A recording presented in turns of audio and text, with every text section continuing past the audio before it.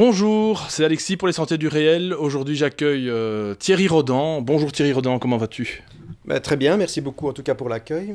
Donc Thierry, voilà, en fait, donc tu es un ufologue, passionné d'OVNI, hein, tu as connu pas mal de choses dans le domaine UFO, OVNI, et tu vas nous parler d'un sujet très méconnu, c'est le fameux thème des walk-in. Qu'est-ce que c'est que ça Thierry, en fait, les walk-in?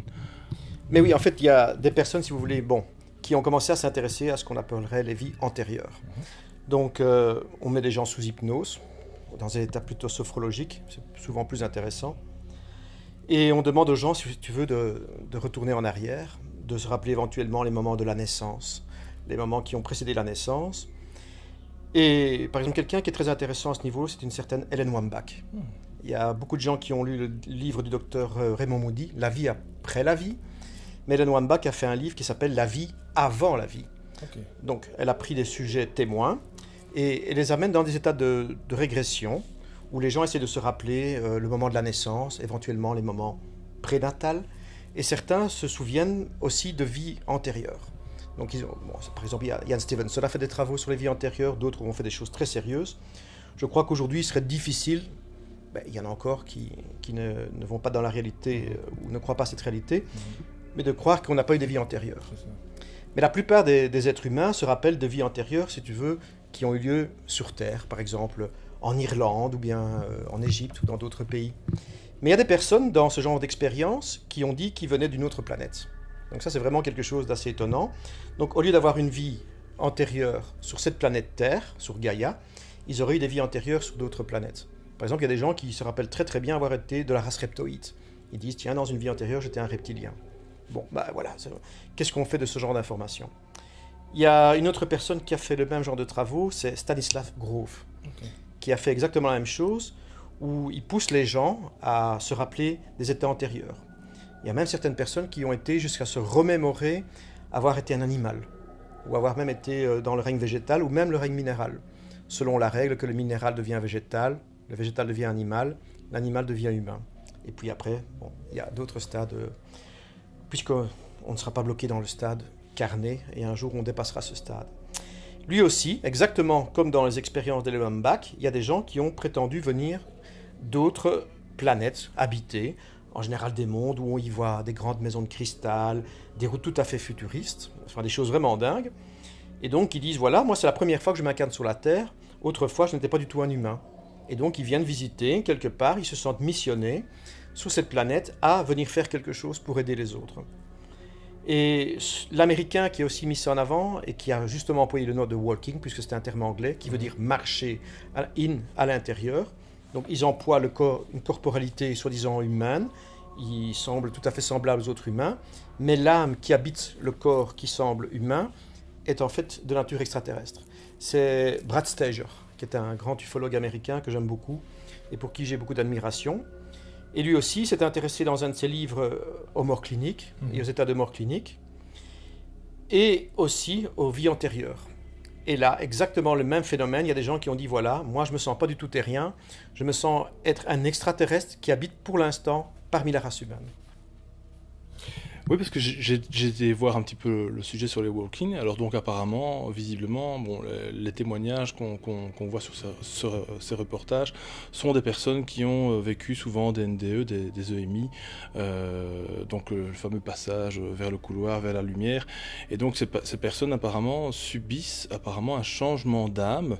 Donc leur corps effectivement reste ici, il survit au médical, mais leur âme part et pour échanger avec une autre âme. Alors est-ce que ce sont des âmes forcément humaines ou comme tu dis extraterrestres? Mais il y a plusieurs choses à dire. D'abord il y a une légende, ce qu'on appelle les 8 immortels chinois, et à un moment donné, un des 8 immortels chinois, il meurt. Donc il perd, il arrive à mourir, comme ça va nous arriver à tous. Et à ce moment-là, son âme se désincarne. Et puis, il est paniqué, parce qu'il voit que son âme est désincarnée, et il veut absolument se réincarner. Et là, à un moment donné, sur la planète, à un autre bout de la planète, il y a une autre personne qui meurt, et il décide, si tu veux, de faire ce qu'on appelle un transfert de conscience. Donc, il sent qu'il ne peut pas réintégrer son propre corps, mais que l'autre corps, à la limite, il pouvait le réintégrer. Et à ce moment-là, il décide de réintégrer ce corps-là, Et bon, on le voit dans les représentations des huit immortels chinois, il a réintégré un corps qui ne lui plaisait pas beaucoup parce que c'était un type un peu dodu, un peu gros comme ça et tout, et ça ne lui plaît pas beaucoup d'être dans ce corps-là, mais c'est le seul corps qu'il a pu réintégrer. Donc, de la même façon, si moi par exemple je venais à décéder, voilà, j'ai une crise cardiaque, je meurs ici, il se pourrait qu'à ce moment-là, il y ait une âme extraterrestre qui se dise tiens, il y a un véhicule à disposition. Okay. Et à ce moment-là, il se pourrait très bien qu'il prenne ce corps-là, à ce moment-là, et qui donc, il va vivre avec mon apparence de Thierry Rodan, avec le corps de Thierry Rodan, alors que Thierry Rodan est parti. L'âme de Thierry Rodan est tout à fait ailleurs, et cet extraterrestre va, enfin, le mot extraterrestre, on en discutera tout à l'heure, va prendre possession de ce corps-là. Ça, c'est une des possibilités. Et d'ailleurs, dans les Tibétains, qui sont très très doués là-dedans, et qui apprennent certains yogas, ce qu'on appelle les yogas de Naropa, il y a 6 grands yogas, il y a un des yogas qui s'appelle Powa, qui est le transfert de conscience. Donc normalement, les grands maîtres, ça arrive dans toutes les religions, que ce soit en islam, même certains moines chrétiens, qui sont arrivés à un certain degré spirituel, ils peuvent savoir qu'ils vont décéder. Ils le savent, ils le sentent très très bien. Ou alors parfois il y a des visites d'anges ou d'entités qui viennent leur dire qu'ils vont décéder.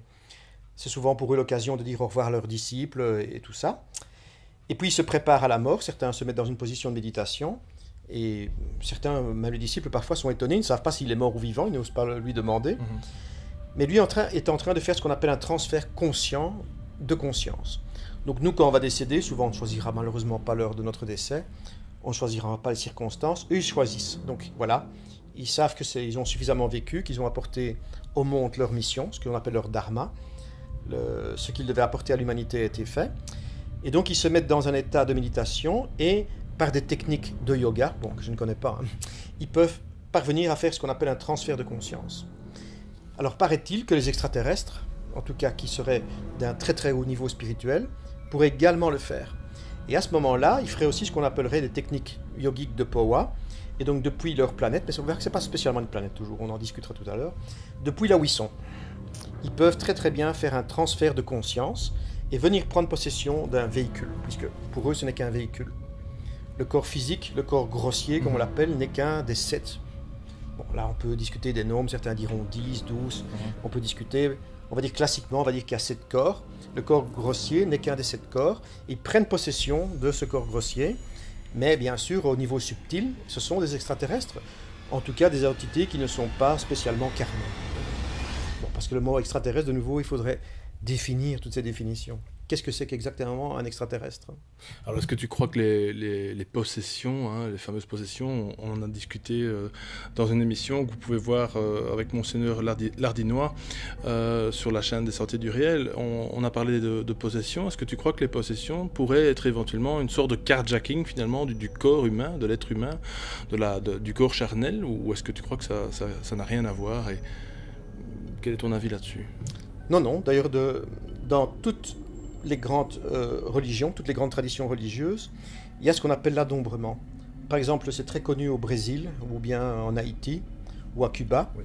C'est donc dans des religions comme le Lumbanda, le Candomblé, la Santeria.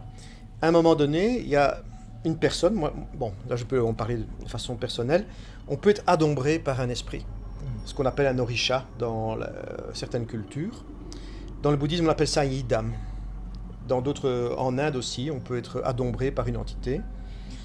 Mais la plupart du temps, l'entité est positive, bien sûr. Je veux dire que si on le fait dans l'Umbanda, même le vaudou, parce que les gens, ça fait très peur le vaudou, en général, l'entité qui vient adombrer la personne ou qui vient faire un mariage avec la personne est une entité positive. Donc c'est plutôt une cohabitation positive.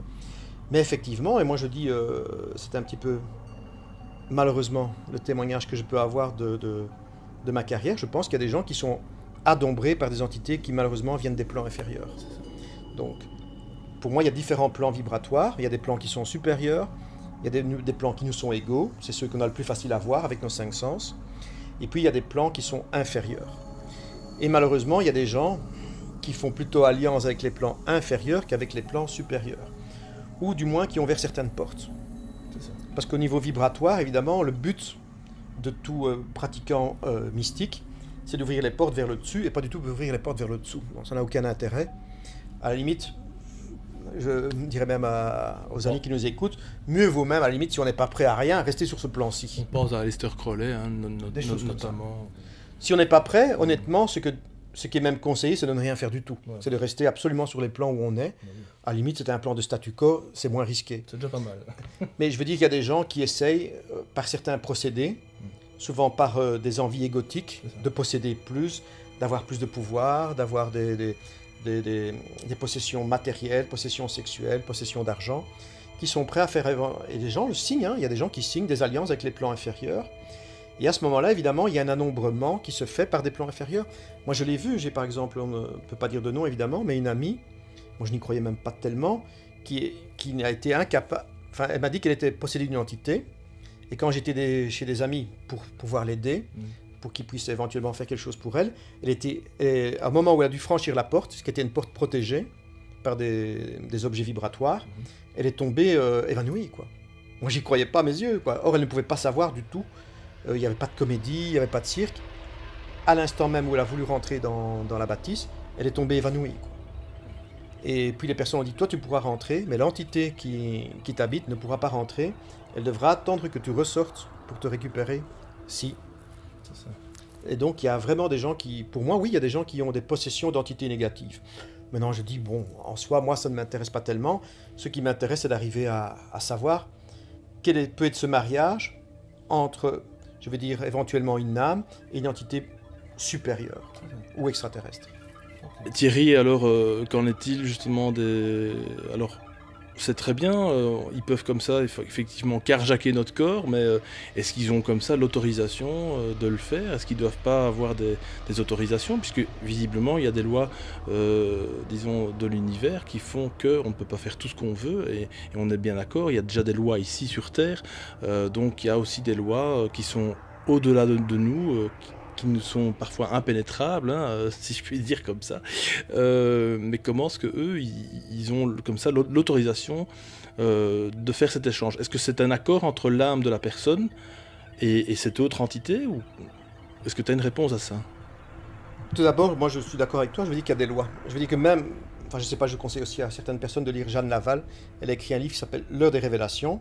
Et les entités qui viennent lui parler lui disent que même elles, même si elles sont beaucoup plus libérées que nous, c'est toujours le but, ça aussi, le but humain, c'est d'aller toujours vers plus de libération. C'est quelque chose qu'il faut bien retenir.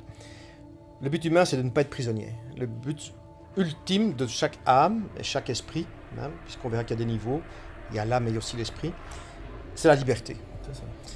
Et bien même ces esprits très évolués sont effectivement soumis à des lois. Donc il y a des barrières qu'on ne peut pas transgresser.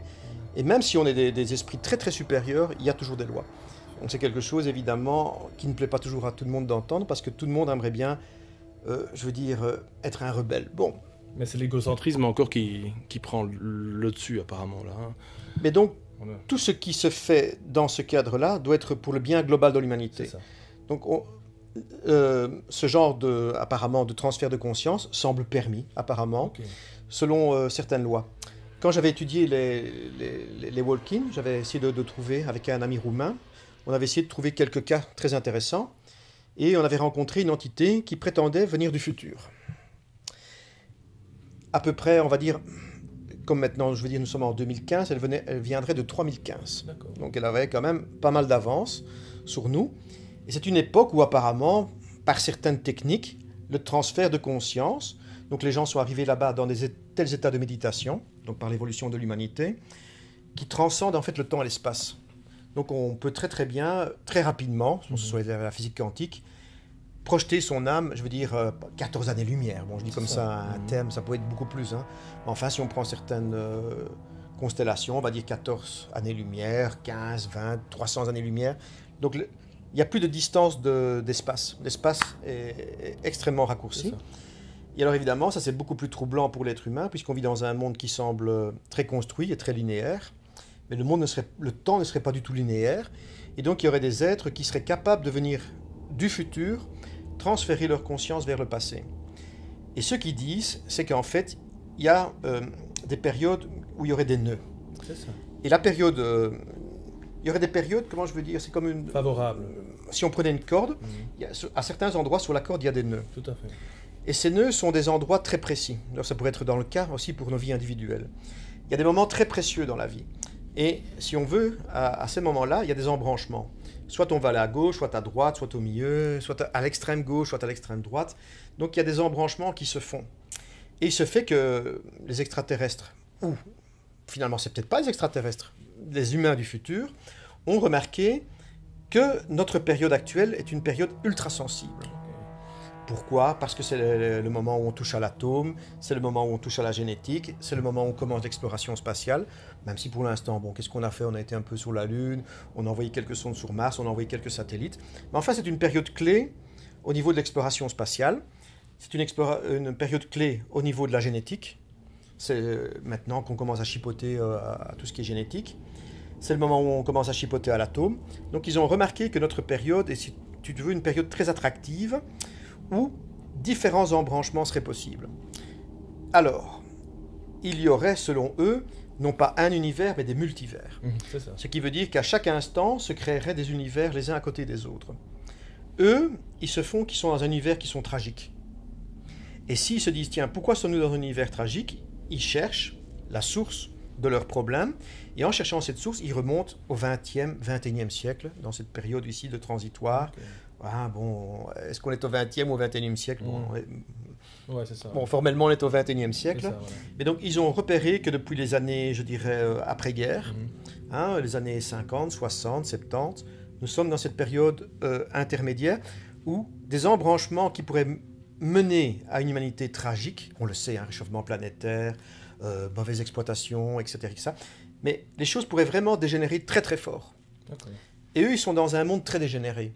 Et ils se sont dit, tiens, notre monde est si dégénéré, si on remonte le temps, d'où ça vient? Et ils se font qu'ils remontent à notre période. Aïe. Et ils décident un petit peu, comme dans le film Terminator, là, bon, oui, finalement, vous savez, les films, quelque part, c'est souvent inspiré. Tout à fait. Ils décident de remonter le temps et de venir maintenant nous prévenir, attention, quitte à ce que leur ligne du temps disparaisse, évidemment. Attention, vous êtes dans une période critique, c'est maintenant qu'il faut changer les choses.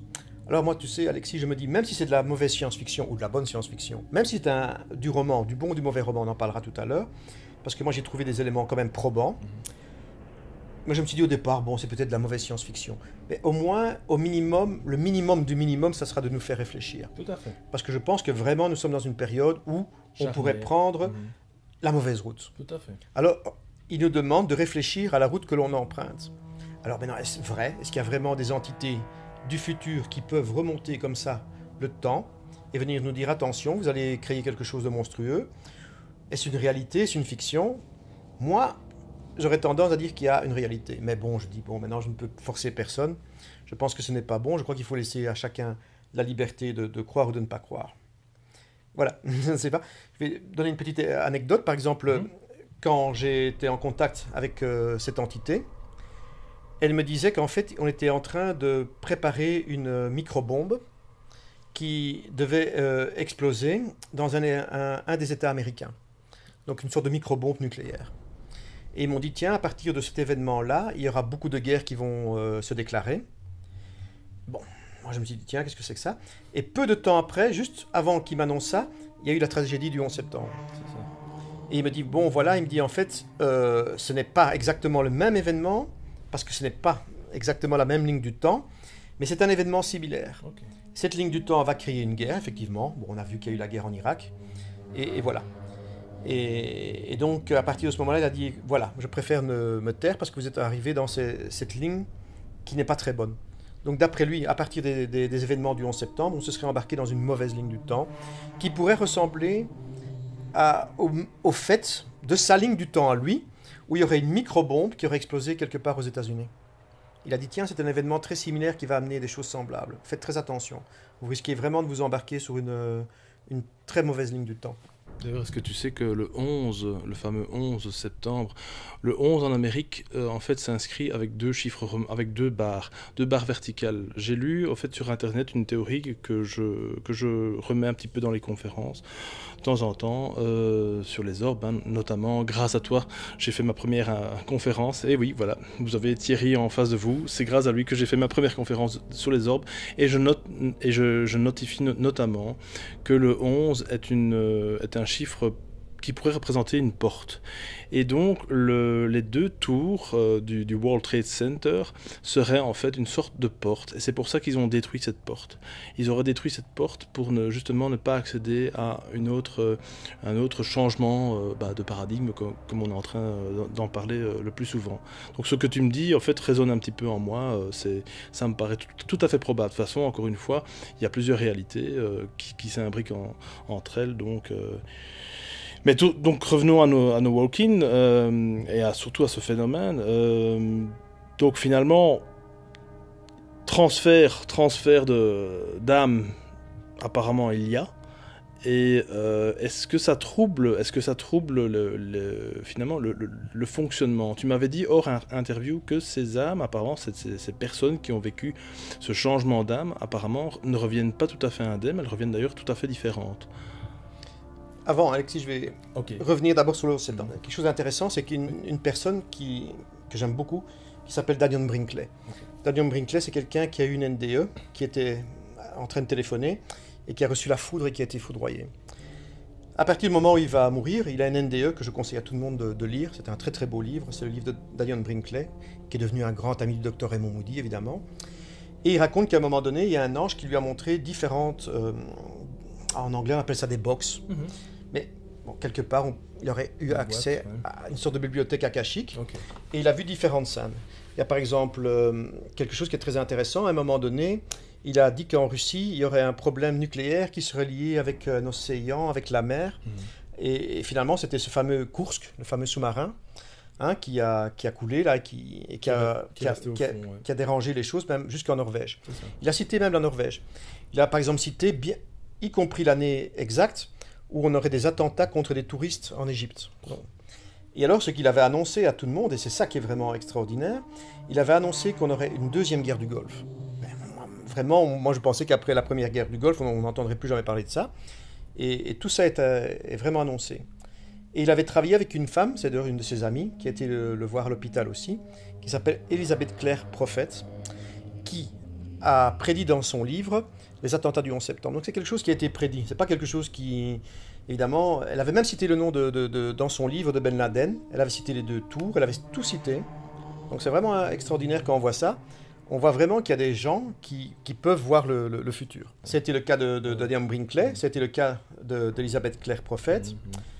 Et ce qui était très intéressant, c'est que l'ange lui dit exactement la même chose que je viens de dire. Il dit à Daniel Brinkley, voilà, il dit, vous allez avoir des grandes décisions à prendre. Ce que tu vois, c'est un futur qui est probable. Ce n'est pas le futur avéré.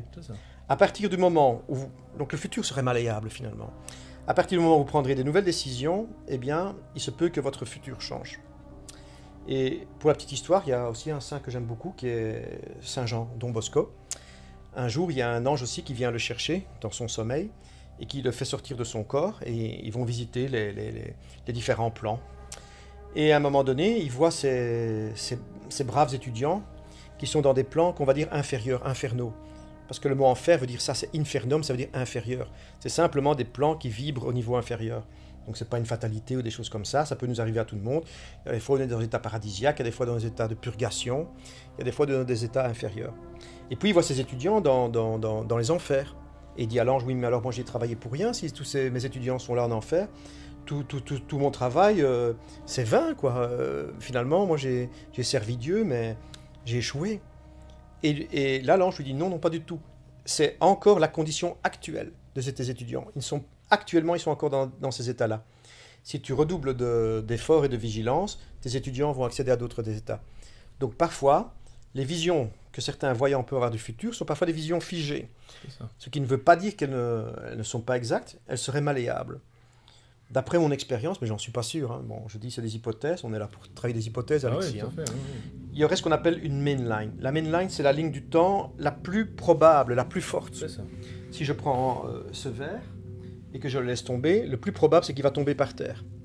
Maintenant, il se pourrait que toi, tu interviennes et qu'entre-temps, tu sois hyper rapide et que tu parviennes, pendant que je lâche le verre, à le capturer. Donc, la ligne du temps va se modifier. Au lieu de tomber par terre et de se briser en mille, tu auras réussi à faire quelque chose. Donc, il y aurait une mainline majeure. Donc, si rien ne se passe, si on n'agit pas fortement sur cette mainline, elle aura lieu, elle va se dérouler. Donc c'est pas du fatalisme, hein. C'est pas... Il y aurait une ligne, c'est une sorte de karma, de samsara, qui ferait que ce serait la ligne majeure du temps. C'est pour ça qu'il y a des voyants, moi j'en connais, qui sont très efficaces et qui peuvent voir ton futur. Mais si toi, tu pars avec beaucoup de volonté et beaucoup de travail, on peut faire dévier la ligne du temps, soit en positif, soit en négatif. Bien sûr. Donc à ce moment-là, il n'y aurait pas de futur inscrit, il n'y aurait que des futurs probables, muables. Ça serait comme de la plasticine, on pourrait retravailler les choses. Donc le message que moi je voudrais dire à chacun, c'est de se retravailler d'abord soi-même, de retravailler sur l'extérieur, de retravailler sur le monde, pour construire le monde futur le plus positif possible. Et un des messages des walk-in serait ce message-là, c'est travailler, parce que nous, enfin certains, en tout cas celui avec qui j'ai discuté, il y en a, on en parlera d'autres tout à l'heure, lui s'appelait Demotox, il m'a dit, moi je viens du futur, et notre futur est tragique, et quelque part c'est de votre faute. Travailler, à la limite on préfère que notre futur n'existe pas, ou qu'il disparaisse dans une sorte de néant, mais que le futur soit plus beau. Voilà, ça c'était un des messages qu'on avait travaillé. Là tout de suite, donc tu en as parlé un petit peu maintenant, en fait, donc ces personnes qui ont vécu donc ce fameux changement d'âme, en fait, reviennent ici et reviennent à eux, et en fait, ils sont un petit peu changés, ils sont transformés, et ils ont non seulement ils n'ont plus la même vie, ils reconnaissent. Alors, est-ce qu'ils reconnaissent forcément les personnes qui les entourent, leur famille, leur On doit revenir à ce moment-là au corps. Le corps grossier, finalement, ne serait rien. Évidemment, je veux dire, il faut en prendre soin, c'est quelque chose d'important. C'est un véhicule, c'est comme si on a une voiture. Bon, il faut en prendre soin, sinon elle ne fonctionnera pas. Et puis, on a des corps de plus en plus subtils. Et alors, évidemment, il y a une grande confusion pour beaucoup de gens, c'est qu'en fait, ils pensent que le domaine animique est déjà un domaine très fort. Pas du tout. Même le domaine des souvenirs et tout ça, c'est pour ça que certaines maisons hantées, peut-être même que ce ne serait même pas vraiment encore des esprits qui seraient là, il y aurait une mémoire. Et donc, on appelle ça des coques, un peu comme un serpent, quand il mute, il laisse derrière lui un petit peu des traînées. Et donc finalement, le walk-in, quand il prendrait possession du corps, il prendrait aussi possession de certaines mémoires. Parce qu'en fait, on aura aussi grandement tort de situer la mémoire uniquement au niveau du cerveau. Donc la mémoire, elle est partout, elle est dans les cellules, même dans l'eau de mon corps, il y a une mémoire de l'eau. Il y a une mémoire dans tous les organes, il y a une mémoire dans les murs, il y a une mémoire dans les objets. Donc la mémoire n'est pas liée spécialement au cerveau. Le cerveau peut faire partie, il y a eu des travaux comme ça, les travaux d'Henri Bergson, qui démontrent qu'en fait la mémoire n'est pas liée au cerveau. Bon, c'est contesté, mais bon, toujours est-il que c'est là. Il y a beaucoup de travaux, même les cristaux, même les minéraux, même les plantes, ils ont une mémoire. Surtout. Donc l'entité extraterrestre qui reprend possession d'un corps pourrait non seulement retrouver aussi des mémoires, donc les mémoires de la personne, même si lui, son esprit est parti. Ça, c'est une des possibilités. Maintenant, une autre possibilité, c'est une sorte de mariage ou d'adombrement. Donc il se pourrait que l'entité extraterrestre et l'esprit de la personne soient d'accord de collaborer ensemble. Donc il y aurait une sorte de mariage un peu mystique comme ça, et les deux travailleraient de concert, ce qui serait le mieux. Et à ce moment-là, c'est un petit peu ce qui se passerait aussi dans certains channeling. Donc, il y a certains channels, ils se mettent en... Bon, moi, j'ai essayé aussi de faire ça. On essaye de se mettre en communication avec des entités les plus hautes possibles. Et il y a un mariage. Mais parfois, moi, en tout cas, moi, dans mon cas, quand les rares fois où j'ai pu channeler des entités un petit peu supérieures, moi, je ne me souviens pas spécialement de ce qui s'est passé. Donc là, il y a une mise en retrait. Il y a une mise en occultation. Et on laisse l'instrument de la voix, de la pensée et tout ça. Mais même dans ces cas-là, je pense que l'entité qui prend possession d'un corps, dans un channeling, est un peu obligée d'employer les mots, le vocabulaire, les choses qu'elle trouve dans la personne, quoi. C'est un petit peu comme si moi j'allais dans une boîte à outils, si je trouve un tournevis, un marteau, et bon, si je voulais employer une foreuse, il n'y a pas, je dois un peu employer ce qu'il y a dans la boîte à outils. Donc j'ai l'impression que même dans les grands channelings, c'est pour ça que moi je déconseille à quelqu'un d'aller à du 100%, de suivre un channel, quoi. Moi je connais des gens, il y a même des écoles, je ne donnerai pas de nom, mais il y a des gens qui suivent, tiens, voilà, telle entité channel telle personne, et maintenant on est dans cette école-là et tout ça, et on suit ça à 100%. Moi je pense qu'il n'y a aucun channel, tout le monde fait des efforts pour tendre vers, mais je pense que personne n'est à la perfection, quoi. Et je pense que même dans des états prenons même quelqu'un comme Edgar Cayce, qui était le Sleeping Prophet, quand il se mettait dans les états seconds, il pouvait donner des remèdes qu'il ne connaissait pas, lui en tant que protestant. Il parlait de réincarnation, il parlait de l'Atlantide, de la Lémurie, de l'Hyperborée, des choses que théoriquement il ne trouvait pas dans sa Bible, en tout cas au premier abord. Parfois c'est un peu caché. mais il ne trouvait pas ça au premier abord. Et donc, il donnait même des enseignements qui étaient contre ses propres convictions, lui de protestant américain moyen. Mais alors quoi, donc ça veut dire que finalement la personne qui livre finalement son corps à ces entités, est-ce qu'il n'y a pas un danger de non-retour, de non-retour? Comment est-ce qu'on peut maîtriser le fait de revenir ici-bas? Parce que c'est bien ça, la spiritualité, c'est avoir finalement les pieds ancrés et en même temps pouvoir... Mais, oui, moi je pense qu'il y a beaucoup de dangers. Et c'est pas très gai à dire, mais je connais aussi malheureusement certaines personnes qui ont perdu l'esprit, qui se sont retrouvées dans les hôpitaux psychiatriques ou des choses comme ça, parce qu'il y a un grand danger. Je veux dire, il y a un moment donné où il y a des choses qui sont à la mode ou qui sont voilà, c'est la mode. Tout le monde veut lire tel livre, tout le monde veut lire ça, exactement au même moment. Ou bien il y a eu un film au cinéma et tout le monde veut faire ça. Et donc moi oui, je crois que c'était un grand danger. Il faut faire très très attention. Et je connais plusieurs personnes qui malheureusement se sont laissées très fort déstabilisées. Donc je pense que ça demande, et quand je dis ça, c'est pas un petit mot, ça demande pas une préparation, ça demande une énorme préparation. Donc c'est quelque chose qui doit être préparé. Voilà, ça ne se fait pas du tout comme ça. Il y a probablement beaucoup de choses à faire au niveau alimentaire, au niveau de ce que l'on boit, au niveau de tout, au niveau d'une certaine stabilité mentale, psychique. Et je pense qu'il y a un grand danger, effectivement, à essayer de...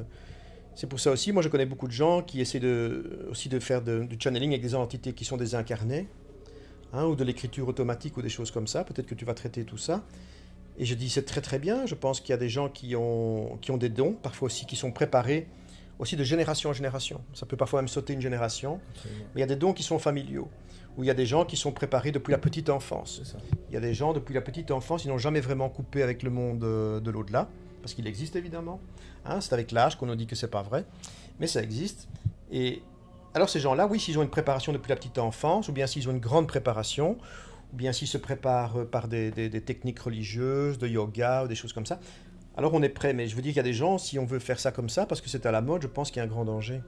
Et moi je connais des gens, malheureusement, on ne citera pas de nom toujours non plus. Non, bien sûr. Hein, tu sais Alexis, tu vois un peu parfois de qui je veux parler, mais qui terminent très mal, quoi, parce Tout qu'on à joue fait. à tout ça. Ouais. Et puis on veut faire tout ça, ou bien on se croit déjà une déité alors qu'on ne l'est pas du tout. Et voilà. Et moi j'ai discuté un petit peu avec des soufis aussi, avec des grands soufis qui m'ont dit voilà, même chez eux, même dans le cadre du soufisme, dans le temple des tassaouf, du tarika, il y a des gens qui sont devenus fous, quoi. C'est ça. C'est pas pour ça qu'ils sont perdus, hein. Ils sont vraiment parfois en communication, vraiment aussi avec des entités et tout ça. Mais finalement, ils sont inefficaces par rapport à l'aide à autrui, parce qu'ils sont perdus, quoi. Justement, en fait, quand on parlait du Ouija dans l'interview avec Monseigneur Lardinois, on le disait, hein, les gosses, t'as vu, maintenant ils mettent des jeux de Ouija pour les 10-12 ans, c'est affolant. Donc finalement, tous ces jeux de tarot, de Ouija, alors j'ai rien contre puisque je les manipule moi-même, pas le Ouija, hein, le tarot je dis bien, il y a toujours quand même un danger et je crois qu'il faut être, comme tu dis, il faut être très équilibré pour ça. Il faut avoir finalement d'abord une paix avec la terre, avec le monde dans lequel on vit pour pouvoir justement partir ailleurs, quoi. Et d'abord, première chose, ça existe. Moi aussi, quand j'avais 17-18 ans, j'ai fait du spiritisme.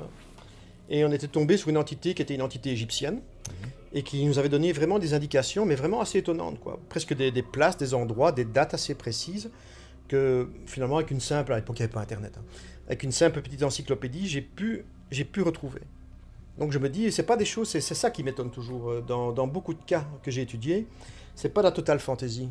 Même dans le cas des walk-in, ils m'ont donné des renseignements que j'ai pu vérifier de façon assez précise.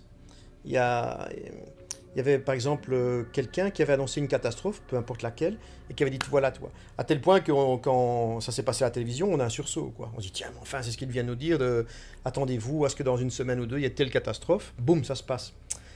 Et donc ici, l'entité dans le Ouija nous avait donné, c'était une entité qui venait soi-disant de l'Égypte. Il avait bien donné la période et tout. Et on avait vérifié tout ça dans les encyclopédies. On s'est dit, mais enfin, on n'a pas inventé tout ça. Mais à côté, je veux dire, c'est ça qui est un terrible jeu. C'est qu'à côté de renseignements complètement exacts, il y avait des renseignements totalement farfelus, quoi. Totalement. Par exemple, il voulait donner, on va dire, le nom de ma grand-mère de façon exacte, mais le nom de mon grand-père était totalement faux, quoi. Donc à la fois, on a des éléments très probants et des éléments tout à fait non probants. Et une personne que je vais citer aussi, que j'aime beaucoup, qui était un Belge, qui a fait beaucoup pour l'ufologie en Belgique, c'était Roger Lortiwar. Toute sa vie, il a rencontré ça. C'est-à-dire que les extraterrestres, ceux qu'on appelle les extraterrestres, nous donnent plein de vérités et en même temps plein de mensonges. Donc c'est un terrible paradoxe qui peut complètement troubler quelqu'un. Lui avait dit, même s'intéresser à l'ufologie, c'est quelque chose qui peut rendre fou. Parce qu'à la fois, on va recevoir des éléments très probants, des vérités qui vraiment font presque partie de l'ordre du miracle, où on se dit non, on ne peut pas avoir inventé ça. Et à côté de ça, il y a des erreurs grossières, quoi. Des erreurs complètement grossières. Finalement, c'est un peu comme ici, c'est un peu comme ici-bas. Tu as toujours des personnes qui sont honnêtes, qui te disent la vérité, et tu as toujours des farfelus qui vont jouer avec toi, qui vont te mener en bourrique, hein, si je comprends bien. Donc de l'autre côté, apparemment, c'est un peu... Non, mais c'est plus que troublant, parce que je vais dire, il y a des choses qui te disent qui sont totalement vraies, et puis à côté de ça, il y a des choses qui sont tellement grotesques et tellement fortes que l'on ne comprend pas pourquoi est-ce qu'il y a ce double jeu. Donc c'est un domaine qui est très très troublant. Et c'est ce que Roger Lortiwar, à la fin de sa vie, m'a toujours dit, c'est qu'en fait les extraterrestres sont à la fois sont des grands menteurs. En fait, ce sont des gens qui mentent beaucoup. Alors on ne sait pas très bien pourquoi ils font ça, c'est assez... Et tout dépend de quelle origine ils sont, de quelle race, puisqu'il y a plusieurs races extraterrestres, plusieurs dimensions, plusieurs vibrations, donc je suppose que ce ne sont pas forcément des vibrations très hautes. C'est pas tellement ça, c'est que l'univers semblerait être comme ça. Par exemple, si je montre cette face-ci de ma main, il est impossible de voir l'autre face en même temps, sauf si tu mets une caméra de l'autre côté. Au miroir. Ouais. Mais je veux dire, il est impossible. Donc on doit toujours montrer une face ou l'autre. C'est impossible, c'est très difficile de voir les deux faces en même temps. Mm-hmm. Et donc apparemment, est-ce qu'ils font ça en exprès pour nous forcer à dérouter le mental? Je n'en sais rien. Est-ce qu'il y a un jeu de déséquilibre mental qui se fait? Mais je veux dire, c'est comme ça qu'il y a par exemple, moi, des grands contacts, de nouveau, j'ai pas envie de donner des noms, qui ont, dans leur livre, il y a des choses qui sont tout à fait valables, et à côté de ça, il y a des choses qui sont complètement périmées, quoi. Et bon, puisque tu vas en parler, par exemple, dans mon petit livret que j'ai écrit sur les walk-in, c'est la même chose, vous allez encore trouver des trucs, je te le disais là tout à l'heure, qui sont pour moi encore d'actualité, et qui sont encore à lire, et puis il y a des trucs, pour moi, c'est dépassé, parce que ça ne s'est pas exactement produit comme il me l'avait dit non plus. Tu as écrit en 2008, hein, c'est ça? Oui, oui, de 7 ans d'ici. Bon, sur 7 ans, beaucoup de choses ont changé. Et donc, c'est déjà un peu vieilli. Et apparemment, l'esprit humain devrait être capable d'arriver justement à comprendre ces paradoxes. C'est qu'à la fois, il peut y avoir quelque chose qui est vrai et qui est faux. C'est très difficile à comprendre, mais c'est comme ça. Nous, par exemple, pour l'instant, nous sommes actifs, nous sommes en train de parler, mais à peu près la moitié de l'humanité est en train de dormir. C'est ça. Voilà. Donc il n'y a pas de réalité ultime en fait. Mais dans le fond, philosophiquement, si on prend... alors tu me dis les choses vraies, les choses fausses. Par exemple, le prénom de ton grand-père et puis le prénom de ta grand-mère. Voilà. Ouais, voilà, par exemple, le prénom de ton grand-père est juste, mais celui de ta grand-mère est faux. Mais qui me dit que ta grand-mère ici même avait un autre prénom dans une autre vie qui elle, est parallèle. Qui me dit que voilà que cette âme qui sait a peut-être un autre prénom. Donc finalement, on ne sait pas finalement qui a raison, qui a tort. C'est très difficile, mais je dis bon, moi par exemple actuellement, nous sommes en 2015. Si je reprends ma carrière d'ufologue, je ne vais plus soutenir exactement la même chose qu'en 2001, 2002, 2003, parce que j'ai évolué aussi et je vois qu'il y a des choses que je croyais assez fortes qui malheureusement se sont révélées un peu faibles, et puis il y a des choses que je croyais faibles et qui aujourd'hui je trouve fortes. Et donc voilà, on évolue tout le temps, et je crois que on doit accepter aussi ce que les bouddhistes appellent l'impermanence des choses. Donc il y a de grandes stabilités, il y a des choses qui sont très stables, et puis il y a des choses qui sont impermanentes et qui changent tout le temps, et on vit dans ce monde qui est paradoxal en fait, où il y a des grandes constantes, il y a en même temps des grands changements. Et donc voilà, on doit vivre et accepter ce monde-là, et c'est pas facile. Et c'est ça que je dis, ça demande une grande préparation, je pense, pour pouvoir aller vers tout ça. Et à la limite, aujourd'hui, c'est un petit peu mon point de départ. Je préfère à la limite partir d'un point de vue sceptique. Tout à fait. Et puis avancer. Okay. Mais en fait, Roger Lortiwar, pour revenir encore à lui, il m'avait proposé la démarche complètement inverse. En fait, lui, ce qu'il m'avait proposé, c'est de tout accepter. Ouais, j'approuve ça aussi. Lui, en fait, quand il allait chez des témoins, il acceptait tout, même le plus farfelu. Si quelqu'un disait que les extraterrestres ressemblaient à des chats, qu'ils avaient des queues de chat et des grandes moustaches, il acceptait ça. Donc au départ, il avait et puis, son point de vue était de réduire par après. Donc c'était de tout accepter et de réduire par après. C'est qu'il y a beaucoup de gens, ils arrivent avec un aspect réduit, et il faut beaucoup de choses pour qu'ils arrivent à ouvrir leur champ de...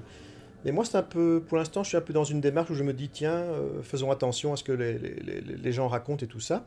Donc je suis dans une démarche qui est sceptique ouverte, où je me dis, voilà, soyons prudents, et en même temps, oui, les possibilités doivent être multiples, parce qu'en fait, l'univers, apparemment, serait ça, ce serait un champ exploratoire. Absolument. Donc de multipossibilités. Tout à fait. Donc tout serait possible, en fait. Absolument tout.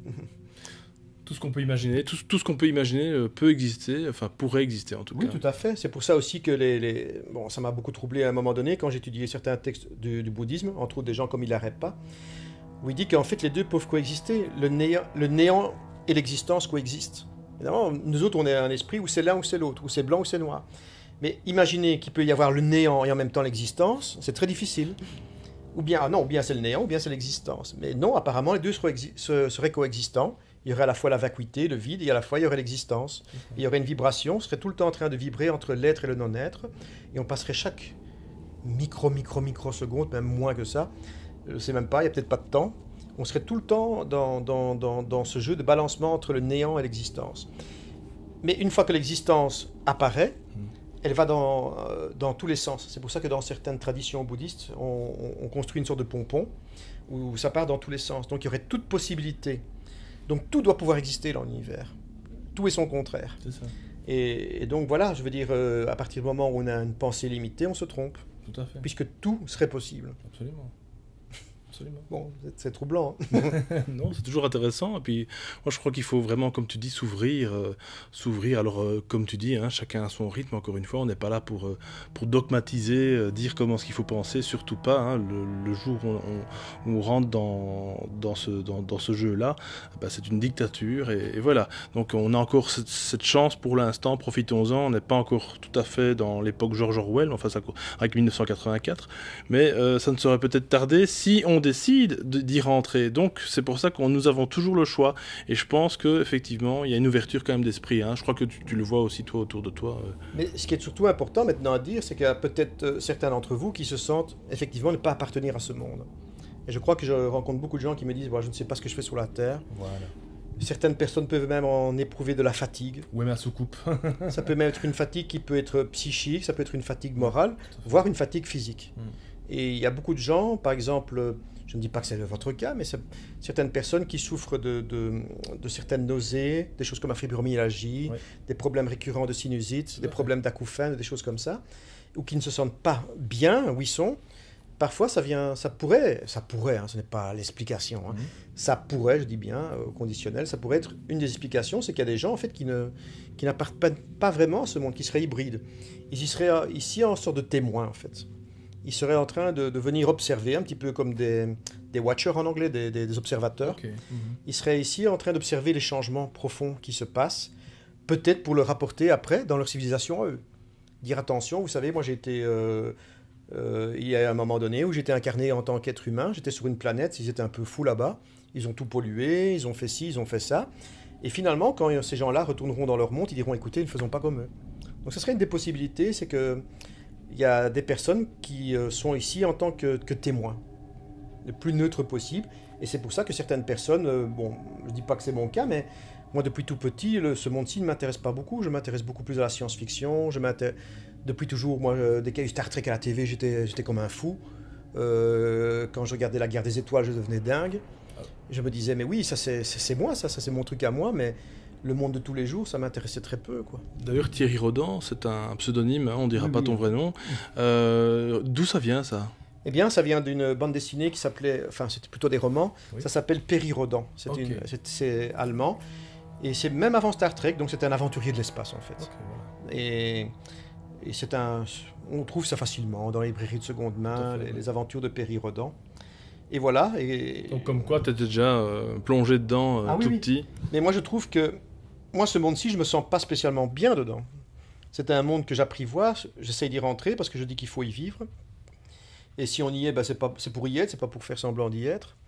mais en même temps, je me sens pas vraiment à ma place. Moi, je préférais de loin être dans un vaisseau spatial en train d'explorer les galaxies, quoi. Est-ce que tu penses pas que c'est une expérience qu'on doit tous vivre, enfin ceux qui sont venus ici, puisqu'on dit qu'il y a plusieurs planètes, alors, il y a plusieurs planètes, c'est pas c'est pas qu'on dit qu'il y a plusieurs planètes, il y a une découverte d'exoplanètes d'ailleurs pour l'instant, soi-disant, mais la Terre serait en fait un passage obligatoire pour certaines âmes, parce que la Terre, étant donné qu'elle est très dense au niveau, donc disons, il y a une densité très forte au niveau vibratoire. Il y a d'autres planètes qui par contre, elles, ont des vibrations plus élevées. On en parlait un petit peu hors antenne, on va dire comme ça. Tu m'as parlé de Vénus, qui par exemple, il y a les Vénusiens, et puis donc en fait, on se rend compte qu'en fait, la vie n'est pas possible, en tout cas dans le Vénus que nous on connaît en 3D. Voilà, c'est ça. Donc en fait, oui, nous autres, nous serions sur un plan plus ou moins inférieur de vibration. Ok. Donc, dans toutes les grandes traditions, on dit qu'il y avait l'âge d'or, puis il y a eu l'âge d'argent, l'âge de cuivre. On serait même dans ce qu'on appelle le Kali Yuga, donc l'âge de fer, qui n'est pas un âge très heureux. De vivre 120 ans, apparemment, c'est pas terrible. Ça serait vraiment, ça serait presque un cadeau que les dieux nous auraient fait, c'est de vivre 120 ans dans cette période qu'on appelle l'âge sombre, le Kali Yuga. Et donc, effectivement, normalement, notre planète, au départ, quand elle a été créée, elle était une planète vibratoirement beaucoup plus haute. C'était l'âge d'or. Donc les gens vivaient très longtemps. D'ailleurs, si on trouve des réminiscences de ça dans la Bible, hein, si on lit un petit peu, les personnages qui nous étaient antérieurs vivaient très longtemps. C'est nous, en fait, qui vivons peu longtemps. Et je dis, d'un côté, tant mieux. Parce qu'en fait, nous sommes dans l'âge de la guerre, même plus loin que la guerre. L'âge d'Arès, c'est l'âge de cuivre, c'était déjà la période des guerres. On est pire que dans la période des guerres. Donc on est vraiment dans une période qui n'est pas très heureuse. Mais en même temps, si on lit les grands textes de nouveau des grands sages du bouddhisme, ils nous disent que l'existence humaine est précieuse. Pourquoi ? Parce que justement, quand on vit dans des périodes très heureuses, c'est un peu malheureux à dire, hein, mais c'est un petit peu... eh bien, il y a une certaine insouciance. Et finalement, le but de l'univers serait de nous amener le plus loin possible. Alors ça peut paraître cruel, mais pour aller très loin, apparemment, il faut aussi pouvoir malheureusement être très bas.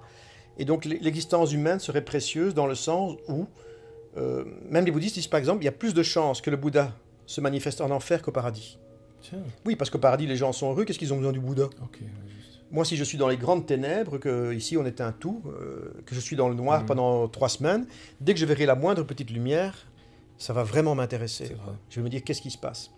Et donc les bouddhistes disent qu'en fait l'existence humaine est précieuse parce que justement elle est fragile, elle est complètement impermanente. Qu'est-ce que l'on va vivre maximum ? Je ne veux pas faire peur à personne, mais on va vivre quoi ? Souci, Maximum 120 ans, quelque chose comme ça. Si on a beaucoup de chance, 130 ans, et encore dans quel état ?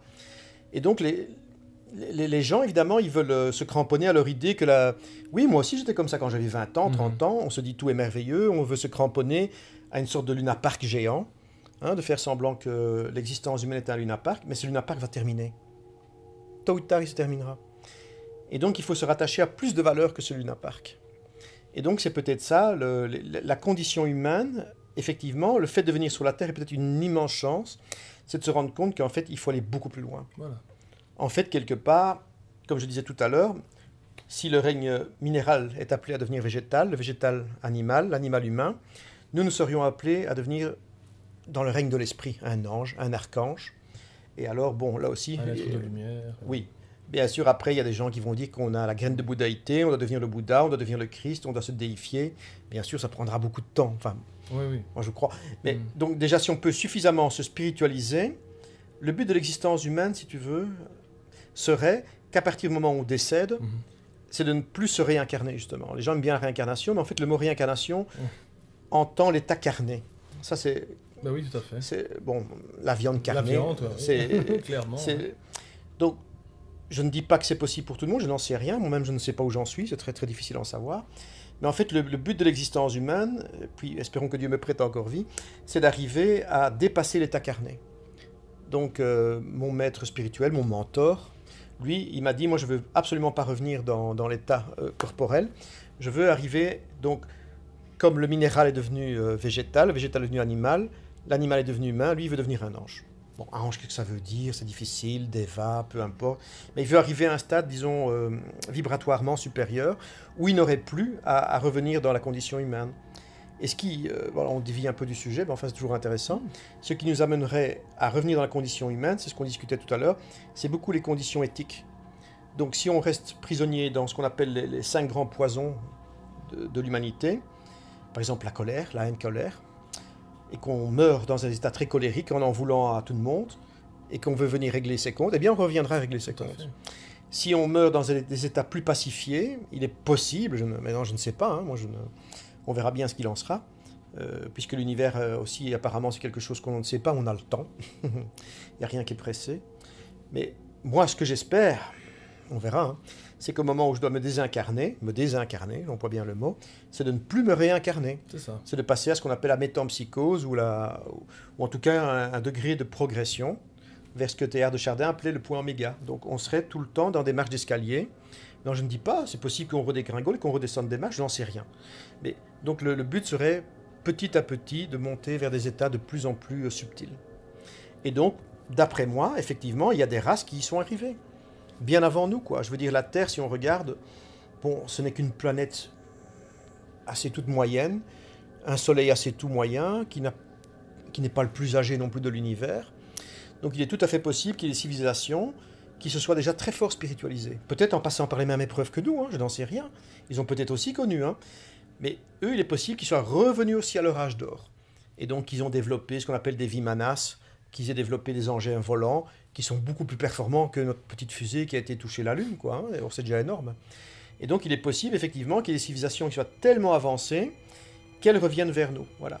Mais je veux dire, en général, et ça vous remarquerez, c'est même le cas de tout grand maître spirituel, ils sont peu intervenants, en fait.